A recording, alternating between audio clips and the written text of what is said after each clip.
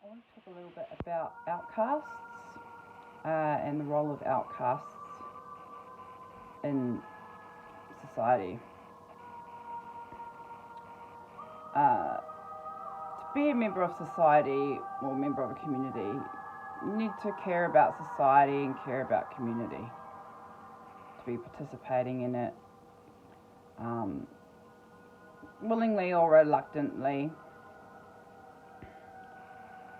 And if you don't like society, and you don't like the community, or you don't fit into society for whatever reason, maybe you hate it,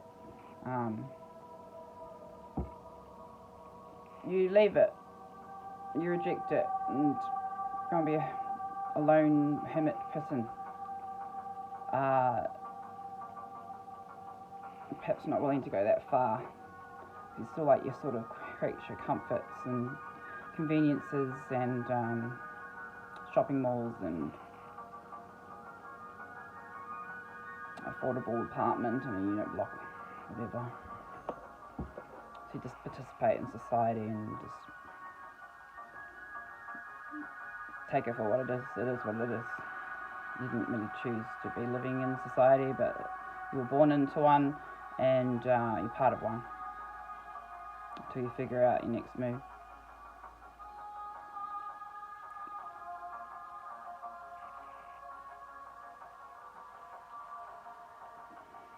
Sometimes social misfits or people that are a bit more upfront or outspoken or speak their mind a lot more, maybe honest people, maybe it's a bit of a generalisation, will get cast out from society. And they might be like, well, fine, I didn't care, fuck you guys anyway. You had a dumb little society with your dumb society rules and your dumb society foods and institutions, schools and whatnot.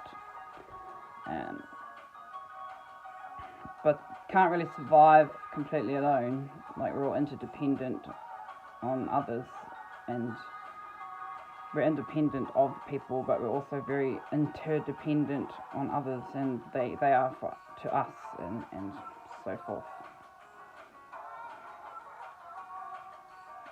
Some people are forced out of society for whatever reason.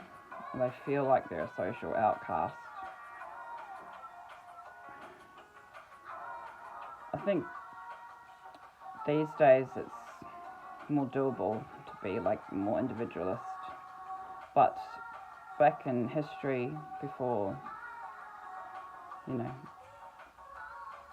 progress in civilizations and organized religions and massive kingdoms and politics, democracy, when we were living tribally with elders, elder council, and women's duties, men's duties, and kind of like indigenous way of living, like before colonization, let's say. It was worse to be an outcast then, maybe, because you need to stay with the tribe to stay safe, and with your family members. Sometimes people will go on a temporary forced outcast situation as a kind of initiation into milestones of manhood or whatnot.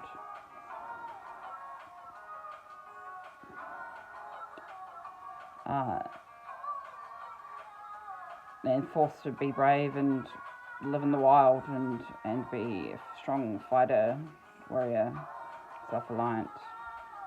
A lot of no one to talk to, so a lot of thinking and going over things and sort of meditating on life and deep meaning of life. Kind of like a monk period. It's almost like society needs these these outcasts, lonely wanderers, to because they like to have a common enemy and band together and point the finger.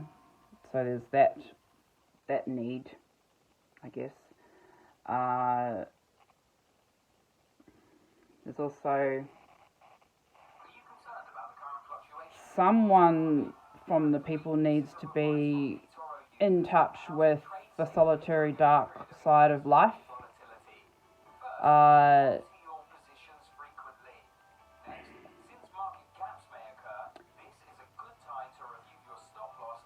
And there probably are people born with that kind of path laid out for them in some way.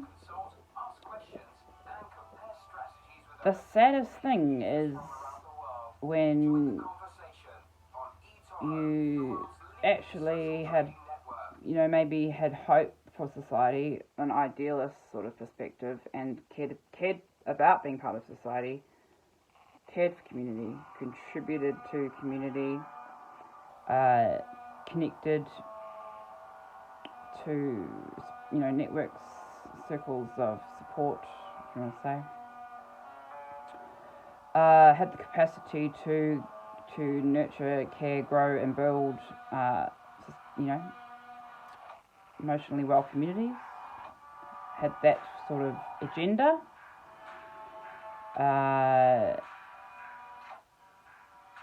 Whatever, an injustice fighter or protector, guardian, leader, role model. And being outcasted, being that type of person, involuntarily outcasted. So what then in effect does that individual do from that point when they can't be part of normal society? They can never fit in with others. They're different in so many ways. A little bit threatening to their herd type society mentality. And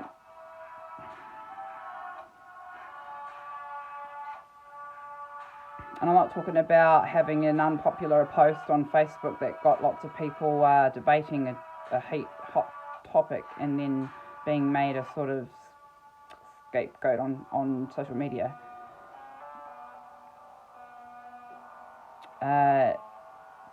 That exists on a platform that is a concept. So I'm talking in more than that, because we can all be that one day. Just give it a whirl. Be a little trouble starter and egg people on, whatever. But we need that to be doing that, being that sort of person to get a reaction and stir the pot in a safe way behind a screen. We have to care enough about what others think about us to want to get that reaction. So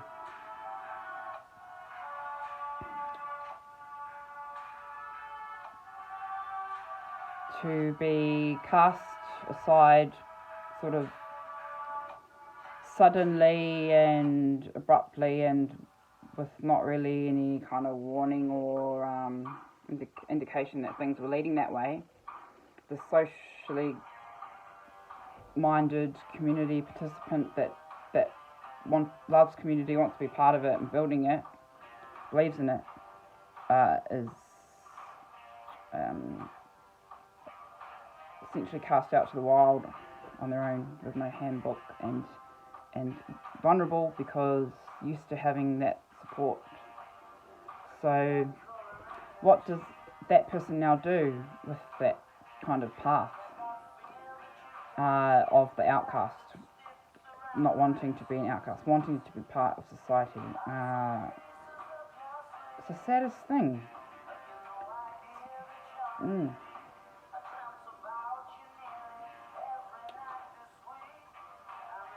Not belonging anywhere, belonging with anyone or group, needing to feel that they belong, So it's these opposing forces.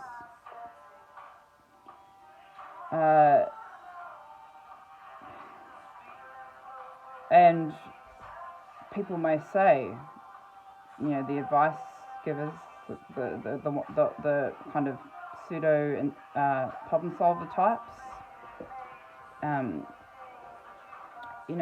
it's so good to be on your own because you get to face your demons and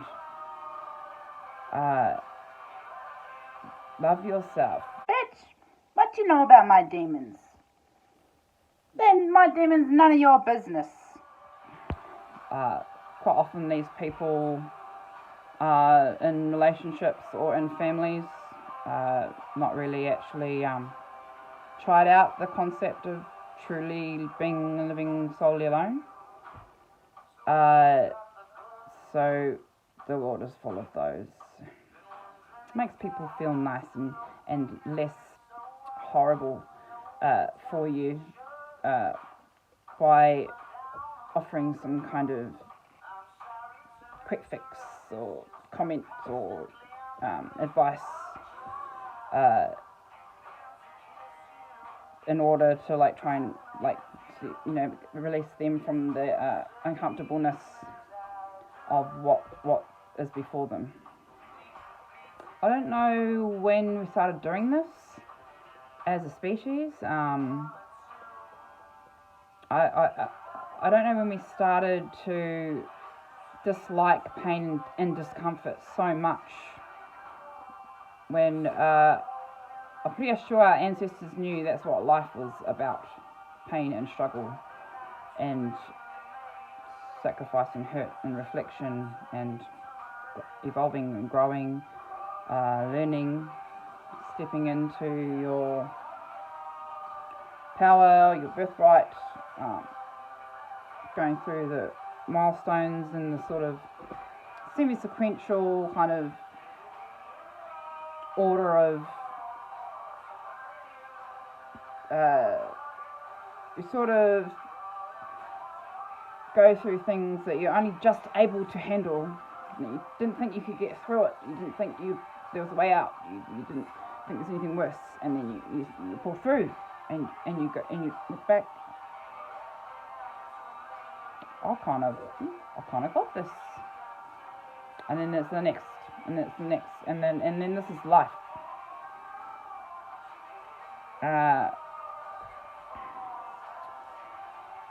The struggle, and it's meant to be a struggle. It's meant to be painful, and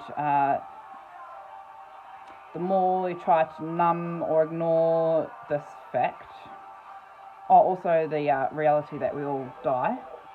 And now science has conveniently provided us no afterlife, because apparently no one really knows what happens when we die until we die. And if you haven't crossed that bridge from life to death, you're not an expert on what happens when we die. Neuroscience and brain activity, scans, x-rays, whatever you want to throw at this question. If you don't believe you're going to go anywhere, chances are you're probably not going to go anywhere. If you believe that certain things are going to happen after you die, potentially that happens. No one can say you're wrong because they can't disprove.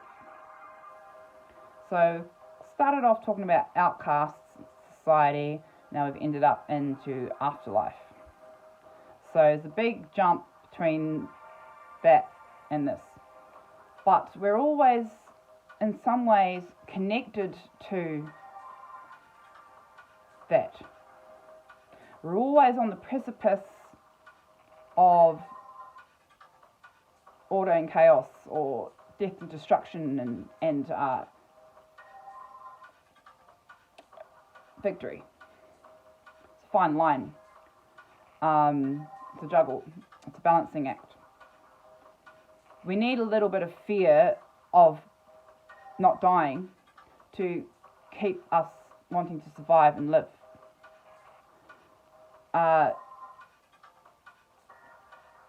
Is this why we invented an afterlife and heaven and hell and whatever, Valhalla and all their different afterworlds,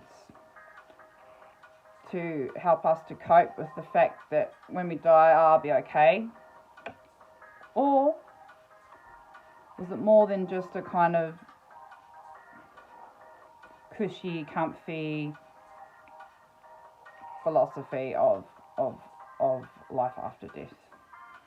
Does it have more substance than just that need being taken care of? Some believe yes, some don't. There aren't too many people on the fence in the middle. I don't know. There could, yeah. So there's people who are like, it could be. I'm just not willing to bet on it too much. So I'm gonna live like life to the fullest and enjoy every day. Oh, that's great. Except I keep hearing this, but I ain't seeing it, because no one really that I come into, well, that I'm observing in my world, on this planet, in my community, is actually doing that. Living life to the fullest and letting people in their lives know how much they care and are grateful for them. And living each day like it's your last and being grateful for each new day. Like, it sounds nice in theory. It sounds like a nice way to live, but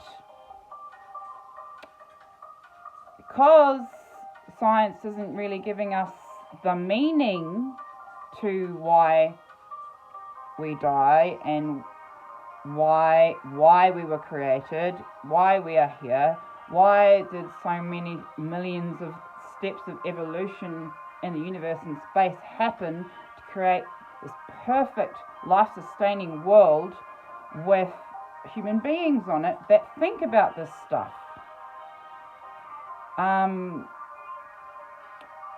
Why am I here kind of questions, okay?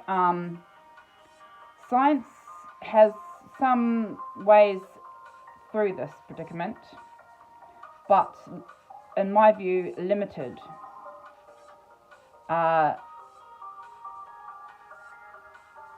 Some people need a more deeper meaning and purpose of why we are here in this life, struggling and going through shit and feeling pain and feeling love and disappointment and grief and victory and hope and possibilities and synchronicities and coincidences and alignments and connections.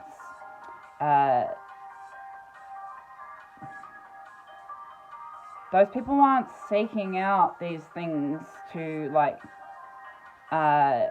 justify their own beliefs of self-importance or delusions. This is happening. We are seeing, observing, experiencing, feeling, touching, tasting, wondering. It's in front of us. It's happening in our reality. It's unavoidable. It can't ignore it.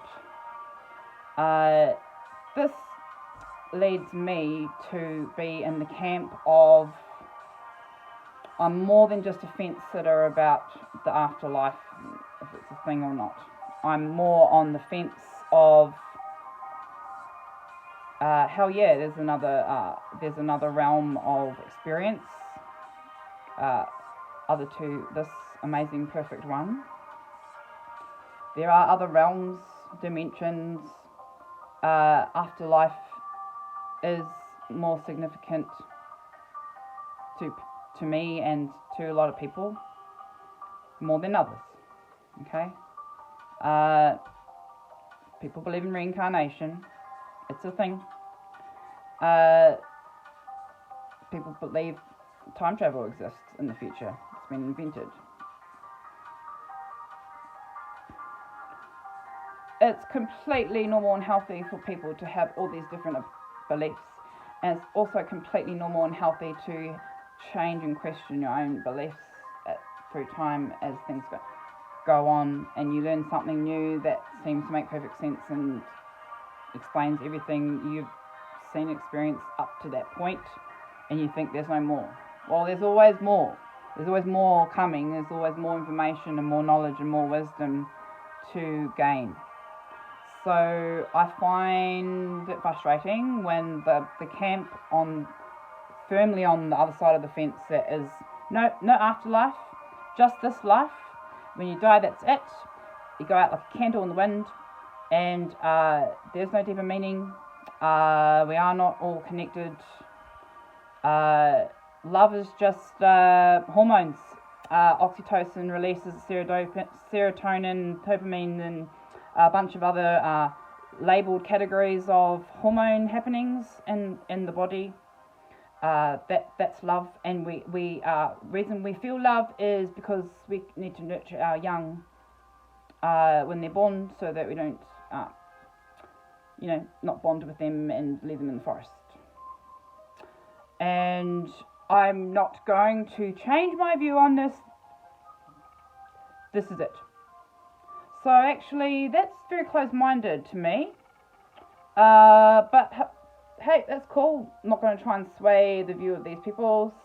They're very firmly, no, this is it.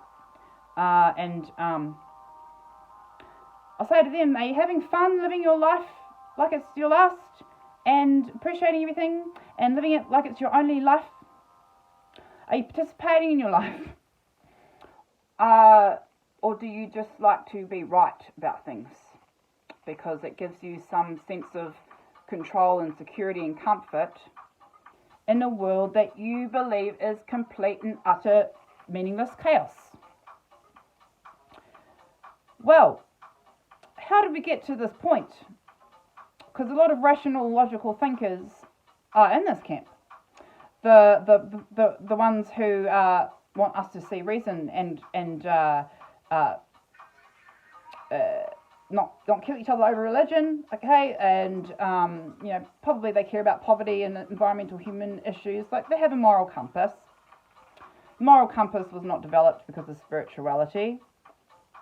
Totally fine with that. I accept that 100%. Why wouldn't I?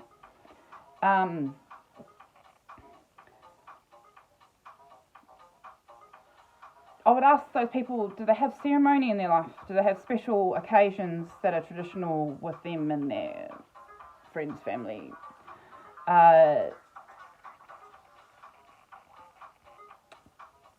Do they have a connection with nature? Do they respect their elders? Do they lead and give example to their kids?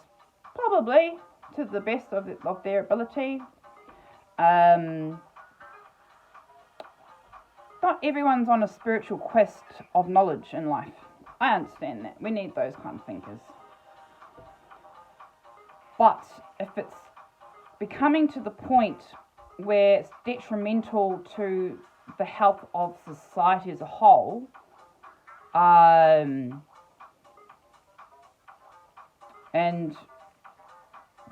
people who believe in the afterlife and spiritual matters are seen as kooky, fanatical, crazy people with crazy beliefs and conspiracy theories, and those people might be feeling a bit like outcasted or unacknowledged, not heard, and with lacking support and like belief in them.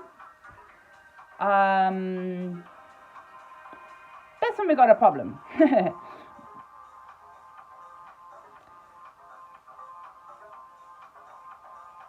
If only we could be more open to challenging our belief systems, then we could learn to accept other people's belief systems a bit more and have some compassion and understanding and empathy and warmth towards people who have just completely different belief systems. And I'm not talking about organized religions here. That's a whole other conversation, which I don't want to get into right now.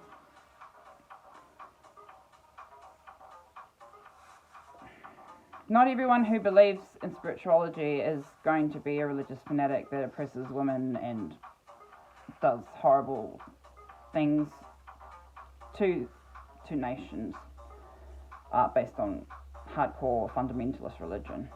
Can we please stop putting the spiritualists in the same camp as the conspiracy theorists? And can we please stop putting Christians, Muslims, and any other faith of people, can we please stop putting them in the fucking religious fundamentalist box, please? Because that's lazy categorizing. It's a lazy brain activity to be just kind of generalizing and categorizing and chunking and minimizing and labeling and that's you and that's all Cheerio from here. No. Is this aspect of our social dynamics getting worse? Is it getting better? Is it even able to be classed on that kind of spectrum? Things feeling quite divided on planet Earth. I'm seeing overly rich billionaires going into space. Bye.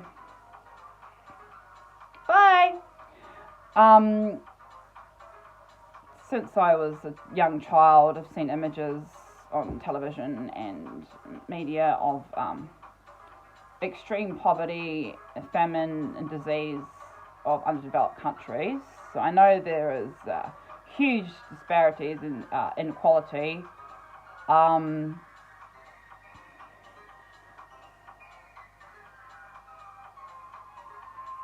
Great division, not unity.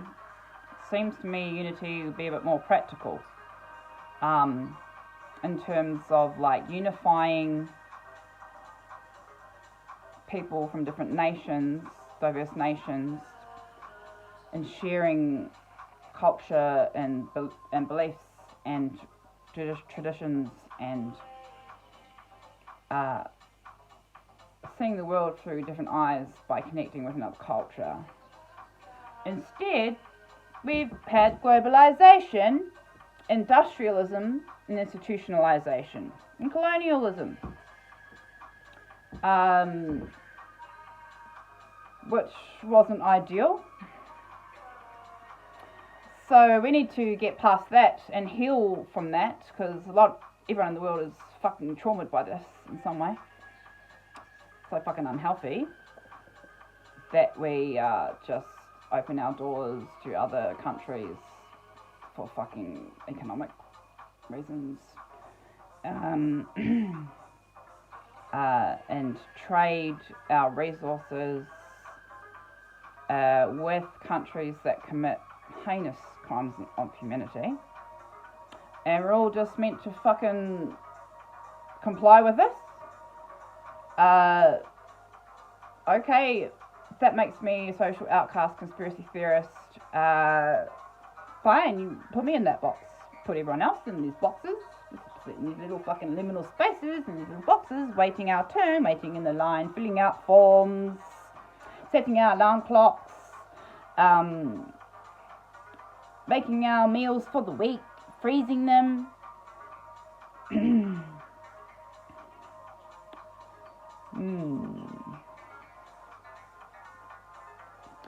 Organising your bills by direct debit so you don't get to see letters of bills in the mail. Trying to find a forever home, but forever home just isn't enough, so might start and upgrade. This is not deep meaning of life, existence. This is bullshit. So I'm going to step out of that now, or I have been, because I don't want to fucking participate or be part of this fucking shit, okay? And I'm just going to forge a life that I want, that allows me as much freedoms as possible, with less restrictions on me and my fucking spirit, before it gets crapped on anymore from these fellas. So that's why I'm a social outcast. And yeah, I still care about society. I care about community. I wish it all the best.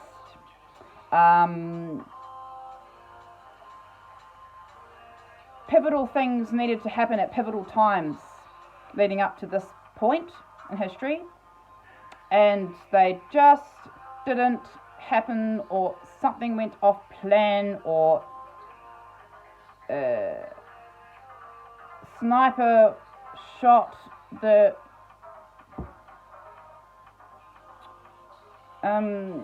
so here we are, and now we're sort of living in a kind of framework that is this little table of about 12 men run this group of billions of people.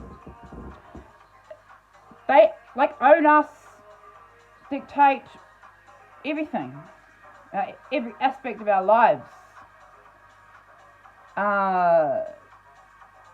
So the fucked thing actually is thinking like this and wanting to share this and find out what others know and let them know what I think, and what should we do about this.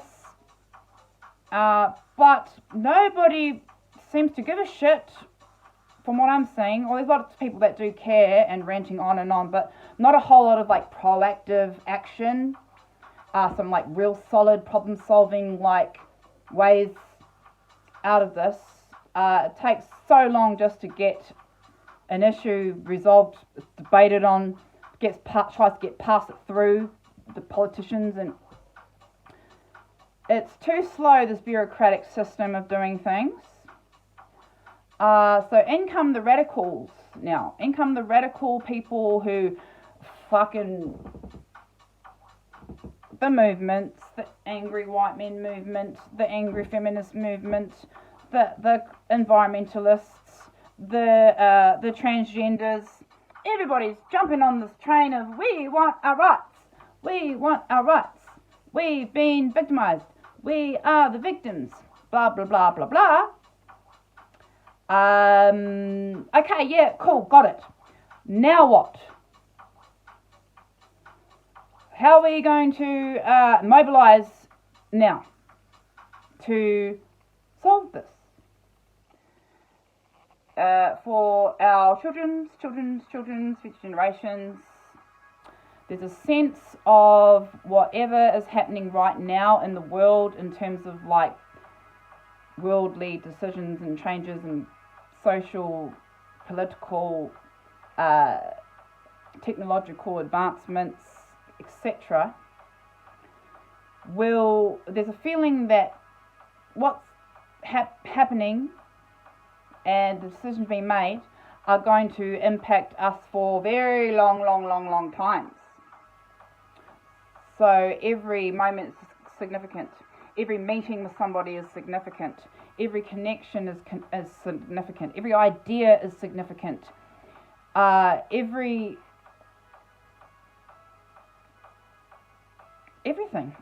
is amplified and significant right now.